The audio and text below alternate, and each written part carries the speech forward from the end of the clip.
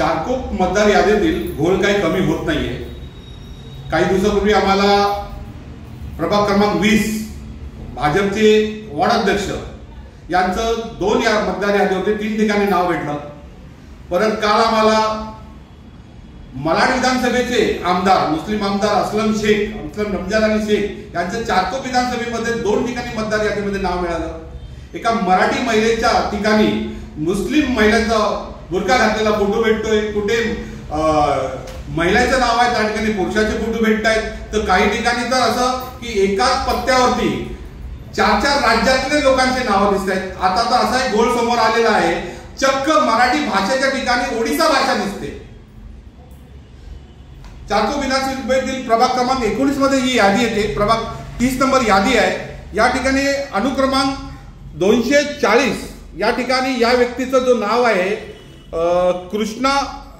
विजय कृष्णा दास, त्याच्या वडिलांचे नाव आहे हरिकृष्णा दास, याचं मराठीमध्ये नाव आहे। आणि दुसरी ठिकाणी आहे आपण बघत असणार, या ठिकाणी ओडिसा भाषेमध्ये लिहिलेलं आहे, ओडिसा भाषेमध्ये त्याचं नाव आहे। अरे काय चाललंय घोळ? अरे महाराष्ट्र आहे, मराठी इकडची भाषा आहे, या ठिकाणी मराठी भाषा सोडून तुम्ही ओडिसा भाषा लिहिणारा हा कोण आहे?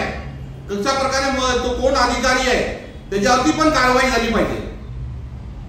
आमचं एकच म्हणणं आहे, मतदार यादी बघताय आता किती मोठं घोळ येतात। आता तर भाषेचाच घोळ चालू झालेला आहे, भाषा दुसऱ्याच भाषे इथे दिसतंय। हे महाराष्ट्र सेना कदापि खपवून घेणार नाही, मराठी भाषेचा अपमान कदापि खपवून घेणार नाही। ही मतदार यादीमधलं नाव जे ओडिसा भाषेत आहे ते ताबडतोब चेंज झालं पाहिजे। या ठिकाणी मतदार यादी पूर्णपणे स्वच्छ झाल्या पाहिजे, त्यानंतर निवडणुका झाल्या पाहिजेत।